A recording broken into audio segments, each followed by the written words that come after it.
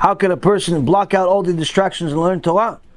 This is a very, very serious problem for everybody,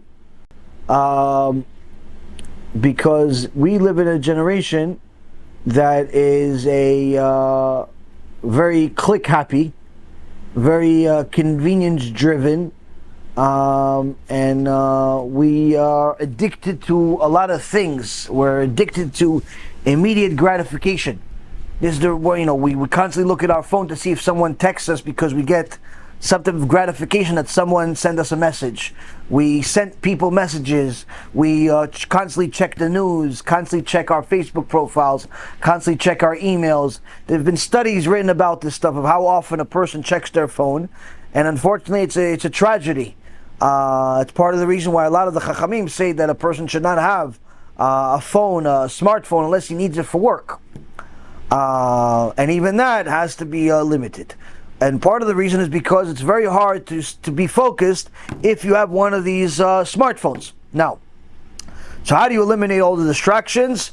The only thing that I know of that works for sure, is if you simply shut off everything.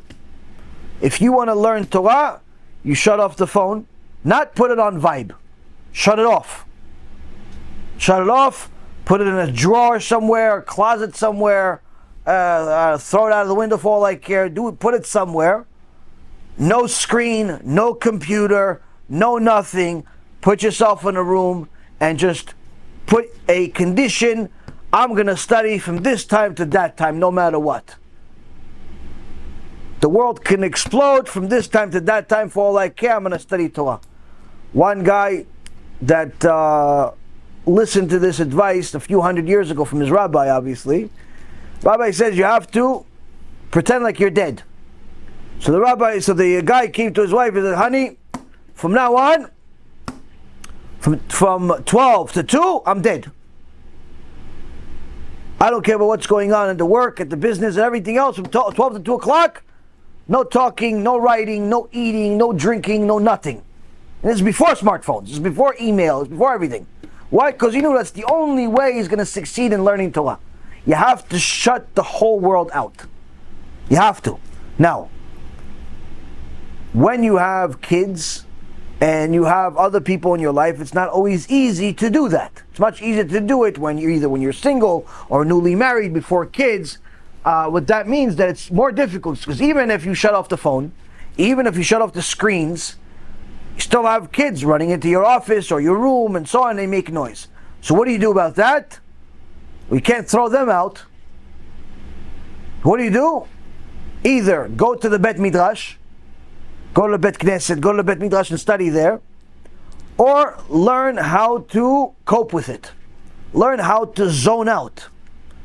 Now, zoning out is a very, very important thing that a person needs to do, because the reality is that if you're not able to zone out, you're not going to be able to succeed in the Bet Midrash either. And the reason why is because usually you're not going to be the only one there.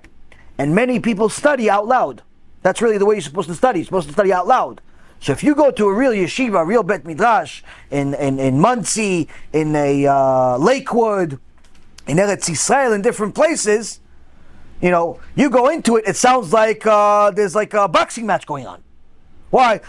People are arguing, going back and forth. It's loud. It's really, you can't hear yourself talk sometimes. Really, really loud. So if you can't zone out everybody else there and focus on your thing, you're not going to succeed in life. You're not going to succeed in Torah.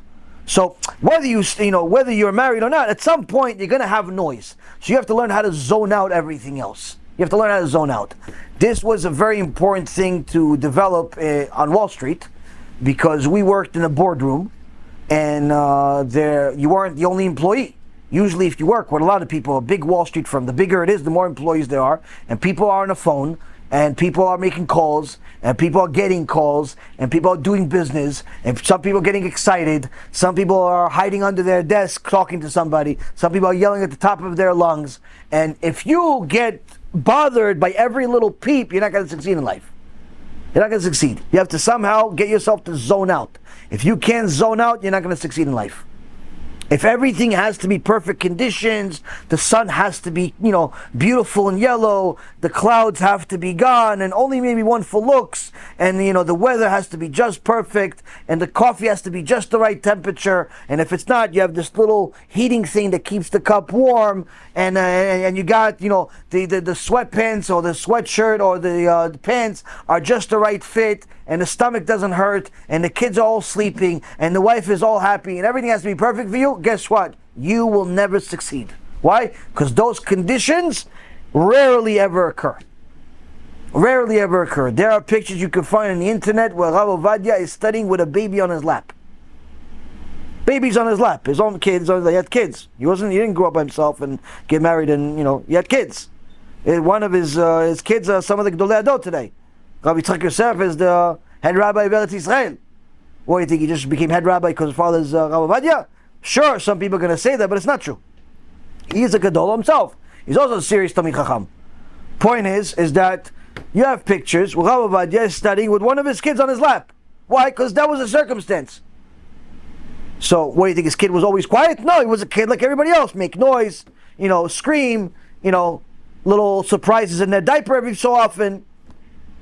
That's reality. So you have to learn how to zone out, and that's the thing. So sure, you want an ideal situation where there is some quiet time, and it's that's the ideal situation. But if that's your condition to succeed, you simply are setting yourself up for failure, because it's not a realistic condition. The world is not a library. The world is not a library, especially when it comes to Torah. The Yetzer Hara is not going to disturb you if you're sitting in a library reading a Stephen King book. He'll let you sit there for 20 hours straight without falling asleep. But the Yetzer Hara will do everything and anything possible to distract you if you're trying to learn some Gemara. Everything and anything possible to distract you if you're learning some good stuff that's going to help you in Neshama. Why? Because that's his job. His job is to be the resistance. So expect noise, expect distractions, expect all types of things, and set yourself up for it. But don't make distractions for yourself by keeping your phone on or your screen on. I can tell you myself, I try to learn a little bit. The only times I ever really succeed is if everything is off. You try to learn here and there. Oh, let me get another 5 minutes here, 5 minutes there, hour here, hour there. You try. And you do it, you succeed once in a while, but generally the best studying is when everything is off. Everything is off. And it's for a long time. For a long time. So you have to work on it.